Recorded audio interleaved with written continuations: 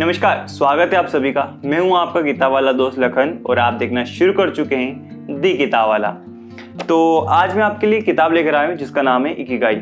इसका रिव्यू नहीं दूंगा, लेकिन इसके अंदर कुछ बातें कही गई हैं, उन बातों को मैं आपके सामने रखूंगा और मैं वादा करता हूं अगर आप इस वीडियो को पूरा देखेंगे तो इस वीडियो को देखने के बाद में और इन बातों को सुनने के बाद में आप कुछ और हो जाएंगे।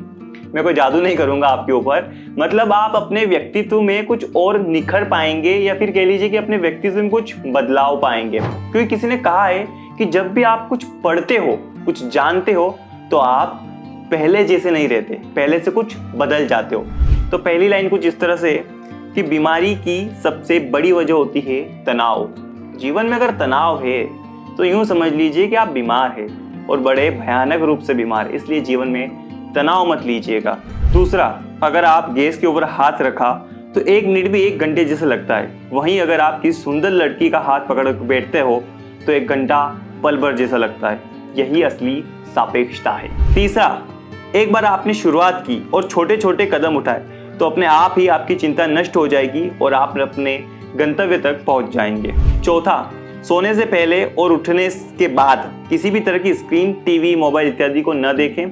कोई भी महत्वपूर्ण काम करते वक्त अपना मोबाइल बंद रखें, सिर्फ अपने काम पर ध्यान केंद्रित करें और अगर पूर्ण रूप से मोबाइल को बंद रखना संभव नहीं है तो अनचाहे मैसेज, नोटिफिकेशन को टालने वाली सुविधा का इस्तेमाल करें, DND मोड लगा लें। इससे आप इन चीज़ों को बच सकते हैं और ज़रूरत के वक्त अपने रिश्तेदार आपसे संपर्क भी कर सकेंगे। तो अगर आप कोई काम कर रहे हो तो उसमें विघ्न बाधा आती है तो उसके लिए आप इस प्रकार का उपयोग कर सकते हो। ये किताब इकिगाई है, मैं पहले बता रहा हूँ। इसके अंदर बताया तंदुरुस्त, दीर्घायु और आनंदित जीवन का जापानी रहस्य। आप किस प्रकार से आनंदमय जीवन जी सकते हैं, तो ये आपकी डेली रूटीन से संबंधित है, तो आप समझ सकते हो इन चीज़ों को, ठीक है। उसके बाद में है कि जब ऐसा लगे कि मन भटक रहा है तो मन को वर्तमान में लाने की आदत डालें। माइंडफुलनेस या ऐसी ही किसी ध्यान पद्धति की मदद लें। चलना, तैरना जैसे कामों पर अपना ध्यान केंद्रित करें। कोई शांत जगह न हो तो लाइब्रेरी या कैफे की तलाश करें जहां पर अपना मन शांत हो सके। अगला, सदा सीखते रहें। भले ही आप बुजुर्ग हो जाए, आपका शरीर थक जाए, भले आप शरीर में तकलीफ हो रही हो और दर्द आपको दिन रात जगाता रहे, भले आपकी प्यारी पत्नी आपको छोड़कर चली गई हो और आपके सपने नष्ट हो गए हो, और हाँ, भले ही आपका आत्मविश्वास खत्म हो गया हो, तो भी सदा सीखते रहें, क्योंकि यह एकमात्र चीज है जो परिस्थितियों को बदल सकती है। इसी की वजह से आपको फायदा हो सकता है। सीखते वक्त मन भी कभी थकता नहीं है और आपको कभी भी इसका पश्चाताप नहीं होगा। तो हमेशा सीखते रहें, कुछ न कुछ तो सीखते ही रहें जीवन में। कि सुख और इच्छाएं समस्या नहीं है, अगर हम उनके गुलाम न बने तो उनका लाभ लेने में कोई हर्ज नहीं है। किसी भी परिस्थिति में अपनी भावनाओं पर काबू पाना स्टोइक का गुणधर्म माना जाता है।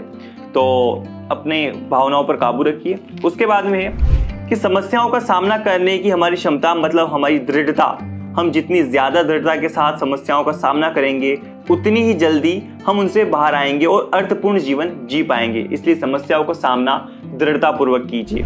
अगला है कि अगर आप गुस्से में हो और आपका झगड़ा करने का मन कर रहा है तो 3 दिन रुकें और फिर झगड़े की शुरुआत करें। झगड़े की तीव्रता अपने आप कम हो जाएगी। अगला है कि जिस प्रकार से अगर हम किसी चीज़ के बारे में ज़रूरत से ज़्यादा चिंता करते हैं तो वैसी चीज़ें घटने लगती है, उसी प्रकार अगर हम अपने लक्ष्य पर ज़रूरत से ज़्यादा ध्यान देते हैं तो वह चीज़ हमसे अपने आप दूर हो जाती है। ये लॉ ऑफ अट्रैक्शन है। इसके बारे में अगला वीडियो आने वाला है, लॉ ऑफ अट्रैक्शन के बारे में। तो ये थी कुछ चीज़ें जो कि मैंने आपको इकिगाई किताब से बताई है। और अगर रिव्यू आपको चाहिए तो लिंक डिस्क्रिप्शन के अंदर है खरीदने की भी, और रिव्यू अगर मैं कर दूंगा तो इसका लिंक डिस्क्रिप्शन के अंदर आपको दे दूंगा। मिलते हैं अगले वीडियो में, तब तक के लिए सब्सक्राइब कीजिए हमारे द किताब वाला चैनल को। यहाँ पर हिंदी किताबों के बारे में आपको भरपूर ज्ञान मिलेगा। और पढ़ते रहिए, सीखते रहिए, सिखाते रहिए और जीवन में हमेशा मुस्कुराते रहिए। जय हिंद, वंदे मातरम।